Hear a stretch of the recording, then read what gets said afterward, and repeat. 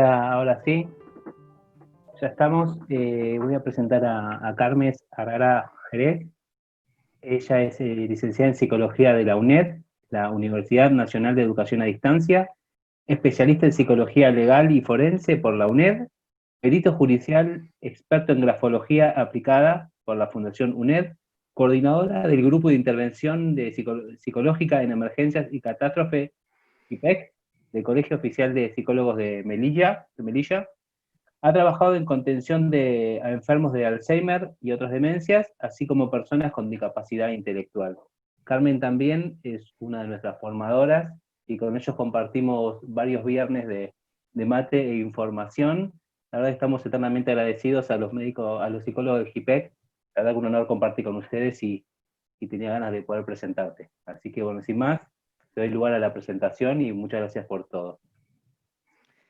Muchas gracias y gracias a vosotros. Para el GIPEC de Melilla, del Colegio Oficial de la Psicología de Melilla, es un honor participar en estas primeras jornadas interredes. Estamos seguros de que vamos a sacar de todo esto una experiencia muy enriquecedora, el poder compartir conocimientos y experiencias con otros compañeros de tantos países. Bueno, Melilla, para el que no lo sepa, es una ciudad española que está situada geográficamente en el norte de África. Es una ciudad fronteriza con Marruecos y durante los inicios de la pandemia había una gran preocupación por cómo iba a afectar a nuestra ciudad la enfermedad de COVID-19. El motivo es que el hospital que tenemos es un hospital antiguo, pequeño y sobremasificado. Tenemos un hospital con una capacidad de 172 camas y solamente 7 camas de cuidados intensivos. Con lo cual la preocupación era bastante grande y había mucho miedo a que se desbordase la pandemia. Partíamos además, como digo, de una situación de un hospital sobresaturado. Durante los meses de enero y febrero sufrimos en Melilla una epidemia de gripe A que llevó incluso a restringir las visitas al hospital y entonces ya la situación de partida no era demasiado buena. Ante eso, el Gobierno de España nos proporcionó una ampliación de camas hospitalarias con la llegada a nuestro puerto del buque sanitario Galicia, que lo trasladó el Ministerio de Defensa, y se habilitaron camas por parte del servicio sanitario en diferentes lugares de la ciudad, además del hospital, por si fuera necesario hacer uso de ellas, como fue la residencia de ancianos o el Centro de Promoción de Autonomía Personal, que ha funcionado como un lugar de aislamiento para aquellos sanitarios y aquellas personas afectadas por COVID-19 que no querían pasar la cuarentena en sus casas. Bueno, en medio de todo esto, el 14 de marzo se decreta en España el estado de alarma. El estado de alarma todavía estamos en él, finaliza este próximo domingo. El lunes ya entramos en lo que se denomina la nueva normalidad. Entonces, el mismo día 15 de marzo, el GIPEC del Colegio Oficial de la Psicología de Melilla, reunido vía Skype, ya asentamos las bases de lo que iba a ser el protocolo para establecer un programa de atención psicológica a sanitarios y afectados por el COVID-19 en nuestra ciudad.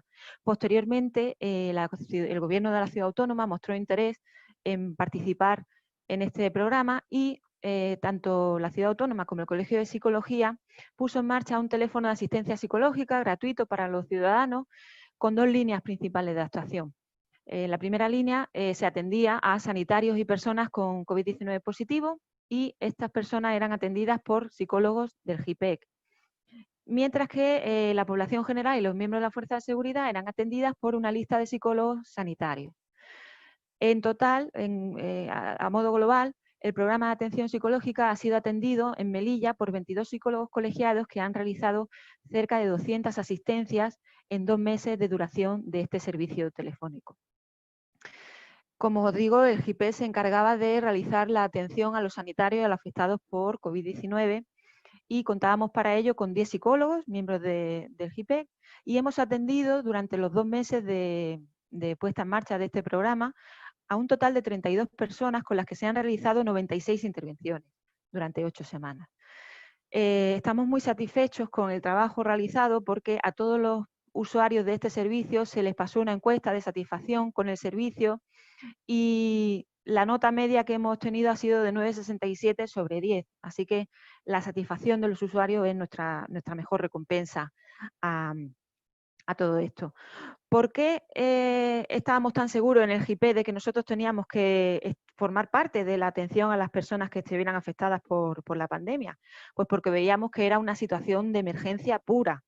En todas las definiciones de situaciones de crisis o de emergencia se nos dicen que son situaciones imprevistas, inesperadas, en las que nos pueden causar sorpresa, indefensión, nos desestabilizan.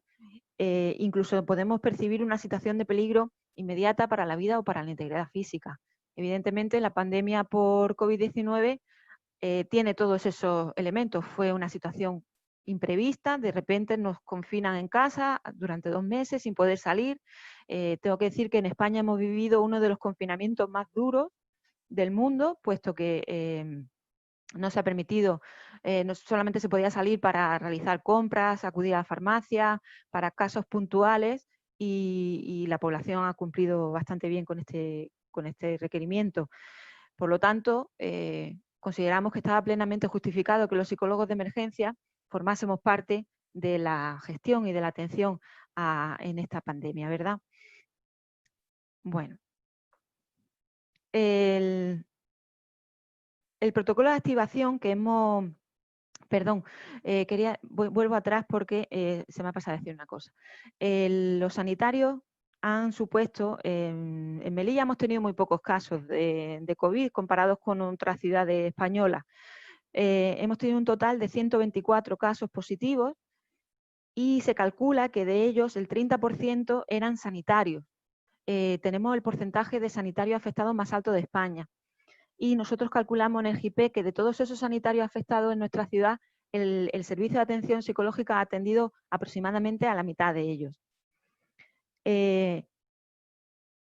Podemos decir que el GIPEC entonces ha ofrecido atención al 51% de los sanitarios afectados en nuestra ciudad.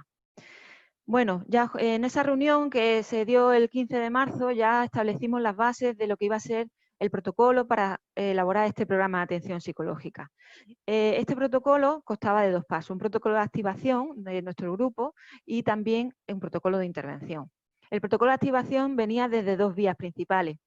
El primero era el ciudadano que lo necesitara, llamaba directamente al teléfono de atención psicológica que puso en marcha el Colegio de Psicología junto con el Gobierno de la Ciudad Autónoma, o bien la mayoría de las llamadas que hemos tenido ha sido directamente del servicio médico que atendía a los afectados. Eran médicos, un grupo de médicos de atención primaria que eran los encargados del seguimiento de todas las personas que daban positivo en la prueba de COVID-19 y eran ellos los que detectaban las necesidades de cada uno y si era oportuno ofrecerle algún tipo de asistencia psicológica. Posteriormente a la activación se asignaba el profesional al cargo de la intervención. El grupo estableció un horario de forma que se tenían cubiertas todas las horas del día, desde de lunes a viernes, y los fines de semana, que bajaba mucho la demanda de asistencia, íbamos abordando las intervenciones conforme surgía. El profesional que era asignado para realizar la intervención con la persona afectada por COVID-19 o sanitaria contactaba con el paciente en un plazo inferior a 2 horas de forma telefónica o telemática. Para ello, el Colegio de la Psicología de Melilla puso en marcha una plataforma para poder hacer videollamadas de forma segura, en las que se respetase la intimidad y la confidencialidad con el paciente y se cumplieran todos los requisitos de la Ley Española de Protección de Datos. Después realizamos la intervención propiamente dicha, que ahora la vamos a desglosar, y un seguimiento. Las personas que hemos atendido en este protocolo han tenido entre 1 y 7 sesiones con cada uno de ellos, ¿vale? Ahora explicaremos más en profundidad lo del tema del seguimiento. Bueno, el protocolo de intervención que llevamos a cabo pues era el siguiente. Se asemeja muchísimo al protocolo de intervención general en emergencias, ¿no? Esto es común para todas las intervenciones a las que nos llamen, no solamente para COVID-19, pues para ir a comunicar un fallecimiento, pues para acudir a un tanatorio, a un proceso de duelo, Para cualquier cosa, lo primero que tiene que hacer el psicólogo de emergencia es presentarse adecuadamente, decir quiénes somos, de dónde venimos y sobre todo hacer notar a la persona que estamos allí para atenderle y preguntarle en qué podemos ayudarle para iniciar la relación terapéutica. Lo fundamental en esto es practicar la ventilación emocional. En el caso de COVID-19 lo que queríamos era que la persona expresara sus sentimientos, porque ahora os comentaré las dificultades a las que se han enfrentado los sanitarios, y también las sensaciones que tenía respecto a su estado de salud, porque estábamos hablando de que nosotros también atendíamos a afectados por COVID-19. Y fundamental en todo este proceso, como en todas las intervenciones que se realizan en emergencia, es realizar una normalización de emociones. ¿Qué quiere decir esto? Las personas que se ven inmersas en una situación crítica o de emergencia y se ven afectados psicológicamente por esa situación, no tienen una patología ni tampoco tienen un trastorno psicológico. Son personas normales que están teniendo reacciones y sensaciones normales dentro de una situación anormal, que en este caso sería la situación de pandemia a la que nos hemos visto abocados toda la población. Una vez establecidas esas bases, lo que debemos es ofrecer ayuda para tratar de resolver problemas prácticos que la persona pueda tener y que no puede resolver debido al aislamiento. En este caso, pues quizá a lo mejor nos hemos enfrentado en nuestras intervenciones pues, a personas que no sabían cómo acceder a los servicios médicos o que necesitaban de informes nuestros para poder presentarlos en su trabajo y justificar su situación. O bueno, pues nosotros siempre nos ofrecemos para tratar de resolver todos los problemas que la persona pueda tener. Ha habido asistencia a personas hospitalizadas que estaban totalmente aisladas, que no podían comunicarse con sus familiares, se les ha ofrecido ponerse en contacto, siempre lo que la persona pueda necesitar. Se ofrecen pautas también para sobrellevar el aislamiento de la mejor manera posible y en el caso de los sanitarios, pautas para manejar la tensión en el trabajo. Tengo que decir que además de las 96 intervenciones que hemos realizado con personas sanitarias o afectados por COVID-19, el GIPEC de Melilla ha hecho 3 sesiones grupales con sanitarios. Fue con el equipo de enfermeros de la residencia de mayores, el equipo de sanitarios del servicio de ambulancias de emergencia de la ciudad y también los médicos, el equipo de médicos de atención primaria que atendían a las personas con COVID-19, ¿no? Se realizaron 3 sesiones grupales con ellos pues, para que expresaran sus sentimientos, sus sensaciones al respecto de la situación que estábamos viviendo y de ahí sacamos unas conclusiones bastante interesantes, ¿no? Pues como que el trabajo en equipo se ve bastante afectado cuando uno trabaja bajo estos niveles de tensión a los que se han visto sometidos los sanitarios que han sido la primera línea en la batalla contra el virus. Bueno, ahora os doy aquí una serie de datos de lo que ha sido nuestro protocolo de intervención. Como podéis ver ahí, por sexos, hemos atendido, de todas las personas que hemos atendido en el GIPEC, el 91% eran mujeres y solamente el 9% hombres. Y en cuanto a la edad, se ha atendido a personas entre 17 y 62 años, siendo el grupo más numeroso el del grupo de edad de entre 46 y 55 años. Las profesiones, pues ahí lo tenemos, el 59% de las personas atendidas por el GIPEC durante estos 2 meses han sido sanitarios y sociosanitarios, seguido del grupo más numeroso a continuación era el de estudiantes, que suponía un 13%, y el 28% restante eran otras profesiones, pues hemos tenido funcionarios, abogados, camareras, limpiadoras, voluntarios de protección civil, el abanico de profesiones ha sido bastante amplio, pero sí que destaca el 59% de personas sanitarias o sociosanitarias. ¿Por qué hago esa diferencia entre sanitario y sociosanitario? Porque nos encontramos que, por ejemplo, el grupo más numeroso de afectados por COVID-19 dentro del equipo de los sanitarios son los celadores, que son la primera persona con la que un paciente se encuentra cuando llega a un centro hospitalario. Es la persona que le lleva al triaje, la persona que le lleva al box de urgencia, la persona que los traslada a la habitación si finalmente el paciente queda ingresado. Entonces, a pesar de todo eso, de que trabajan en el ámbito hospitalario, el sistema español no los considera como personal sanitario. Pero yo sí lo he incluido aquí porque trabajan en los hospitales, trabajan en los centros de salud y han estado en contacto estrecho y cercano con las personas que acudían con síntomas compatibles de COVID-19.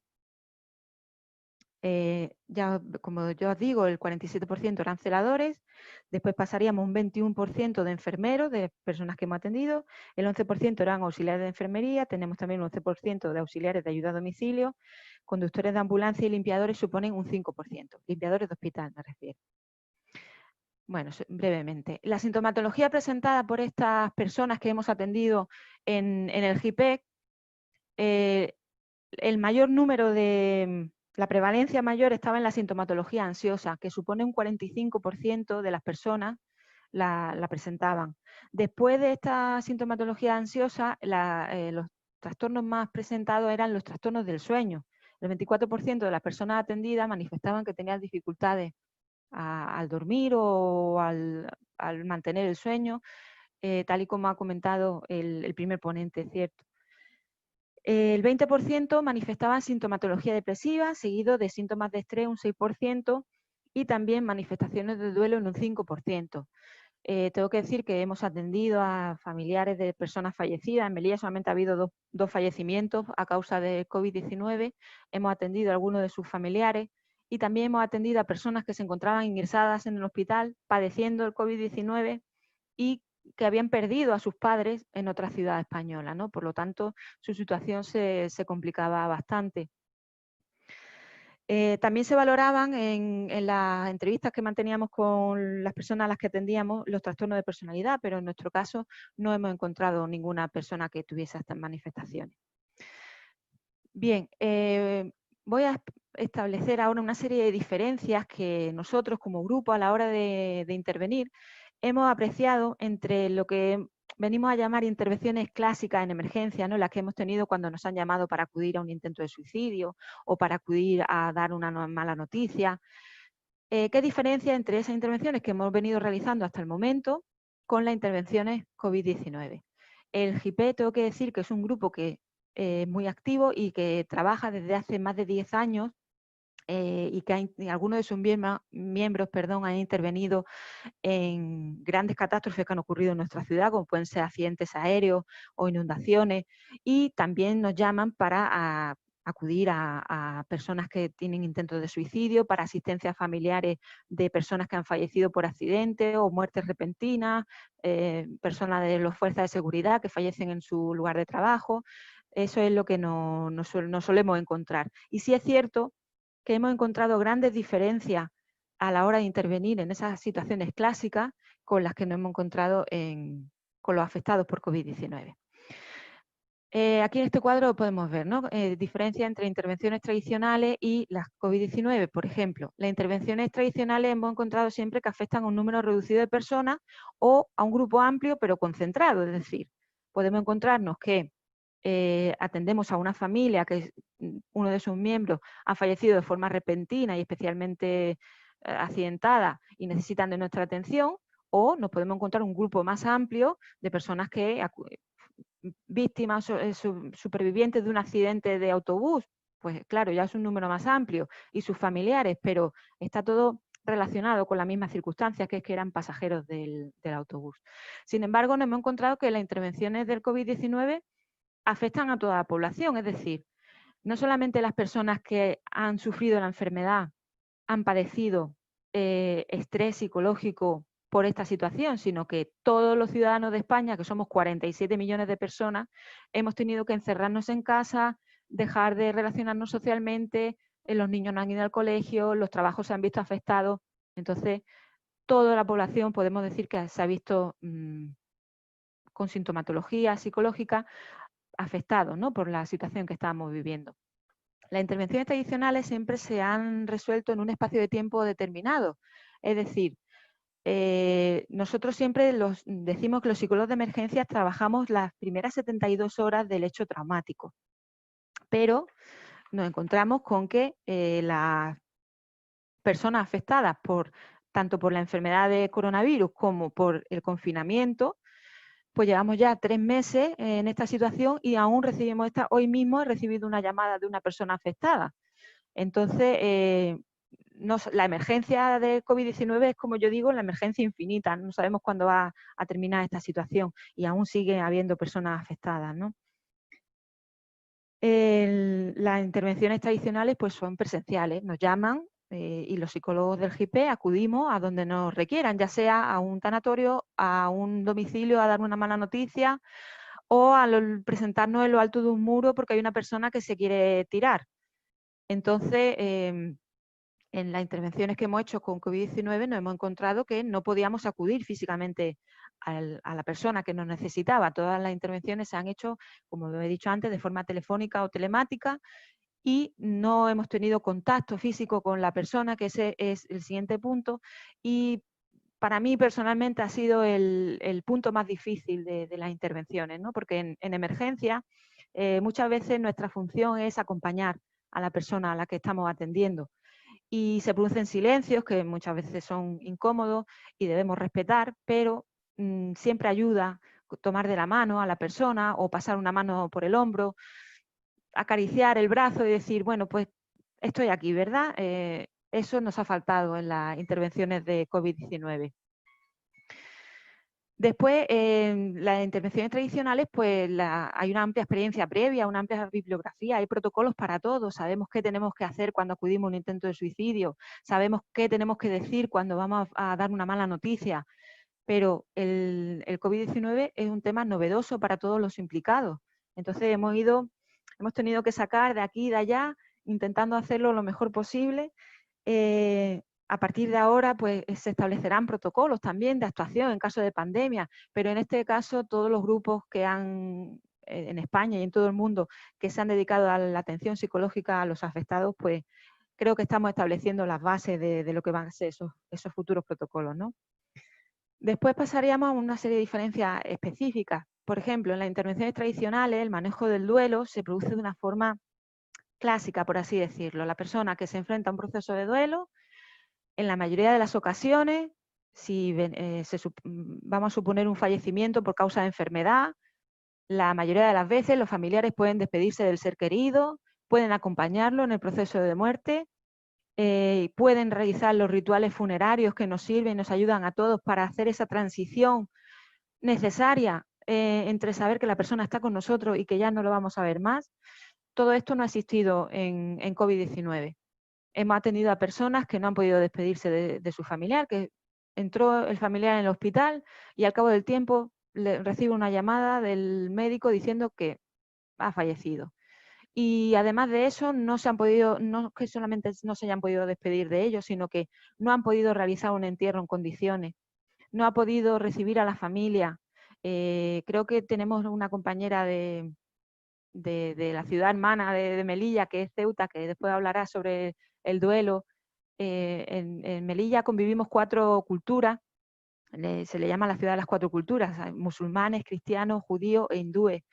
Por ejemplo, para la población musulmana es muy importante abrir las puertas de su casa y recibir a esos familiares o amigos que quieren acudir a dar el pésame. Eso no se ha podido hacer en estas circunstancias, han fallado, no se ha podido hacer los rituales funerarios como se hacen habitualmente, ¿no? Esas personas que han tenido que enfrentarse al fallecimiento de un ser querido no han tenido esa transición necesaria y se producen duelos incompletos o complicados. En la intervención tradicional nos encontramos que la persona manifiesta una serie de afectaciones o preocupaciones clásicas. Por ejemplo, nos encontramos con que alguien sufre un accidente y se preocupa por qué va a ser de él a la hora de ir a trabajar, pero no se ven afectadas otra serie de cosas de su vida normal, sus relaciones sociales están intactas, tiene apoyos a los que recurrir. Sin embargo, en el COVID-19 nos hemos encontrado una serie de preocupaciones nuevas que manifestaban las personas a las que atendíamos, ¿no? Sobre todo en el tema de los sanitarios, manifestaban un gran miedo al contagio, no solamente al contagio propio, como es normal que son sanitarios, sino a contagiar a sus seres queridos. También había miedo a verse estigmatizados, tanto social como laboralmente.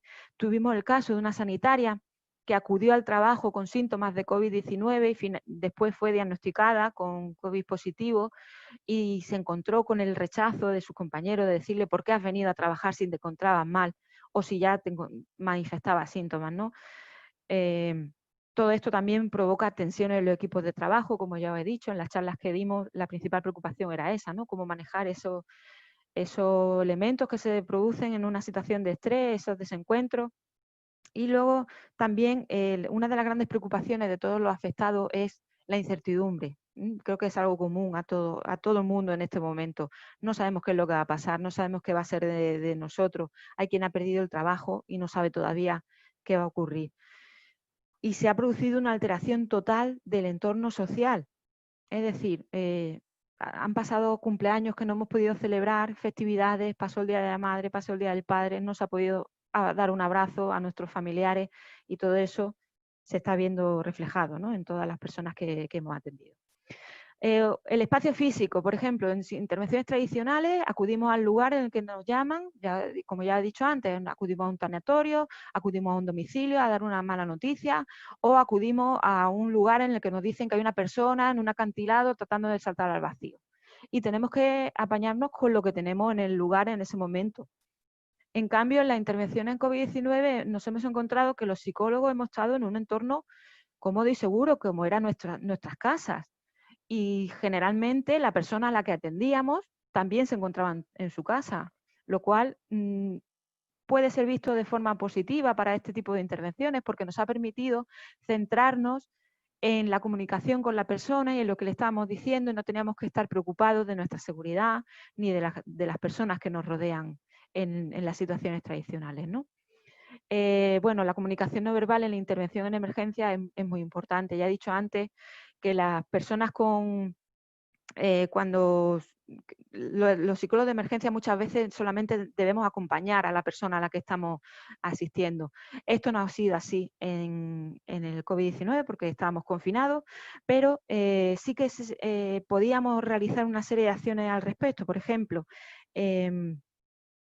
podíamos emplear adecuadamente las paráfrasis, las clarificaciones, el respeto de las pausas al hablar, todas esas herramientas que nos enseñan cuando estudiamos psicología, que son muy importantes para establecer la relación con el paciente. Eso lo hemos podido ver aquí. Y también hay elementos de la comunicación verbal que son importantes sin ser puramente elementos no verbales, ¿no?, de la comunicación, como puede ser la sonrisa telefónica que se suele decir. Cuando hablamos por teléfono con una persona y sonreímos, pues eso es percibido por la persona que nos está oyendo y nos puede ayudar también para establecer una adecuada comunicación. Y finalmente la intervención en emergencias de forma tradicional es una intervención que está centrada en el aquí y ahora y con los recursos que disponemos en el momento, ¿no? Nosotros nos hemos encontrado que hemos acudido a veces a atender a una persona en urgencia, en el hospital, y nos hemos encontrado que no disponíamos de un lugar adecuado, no disponíamos de la intimidad necesaria, no disponíamos de la comodidad. Mis compañeras y yo hay veces que hemos terminado sentadas en el suelo porque era lo que no teníamos otros medios, ¿no? Sin embargo, en las intervenciones por COVID-19 nos hemos encontrado con la imposibilidad de aportar información o recursos extra. Ya no solamente el aquí y ahora de las intervenciones tradicionales, sino que hemos podido enviar a la persona a la que atendíamos vídeos, por ejemplo, con ejercicios de relajación que le ayudaban a disminuir su ansiedad, artículos que le podían ser de utilidad, y esto ha sido muy bien recibido por los pacientes a los que hemos atendido.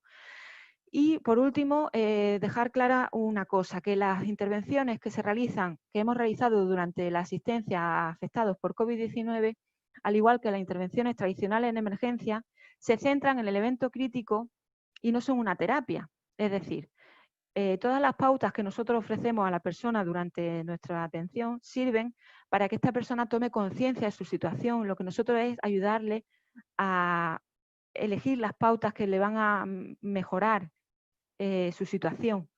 Por eso decía antes lo del tema del seguimiento. Nosotros realizamos siempre un seguimiento. Pasado unos días de la última intervención, volvemos a contactar con la persona para saber si esas pautas que nosotros le hemos ofrecido durante nuestra atención le han servido de ayuda. Si en ese momento la persona manifiesta que tiene otra serie de problemas de base que no han mejorado, o que nosotros como profesionales vemos necesario que ya necesitan un tipo de terapia clínica, pues es el momento de derivar a esa persona a los servicios correspondientes de salud mental o consultas privadas de psicología. Lo que tenemos que tener claro es que las intervenciones en emergencia como siempre decimos los psicólogos de emergencia, y esto quiero que quede claro el mensaje, no estamos trabajando con personas con trastornos ni con patologías, sino que, como he dicho antes, son personas normales que están manifestando reacciones normales, y lo que no es normal es la situación en la que se encuentran, la situación de emergencia, que en este caso, pues, la pandemia mundial en la que todos nos vemos inmersos. Y nada más, muchísimas gracias a todos por vuestra atención.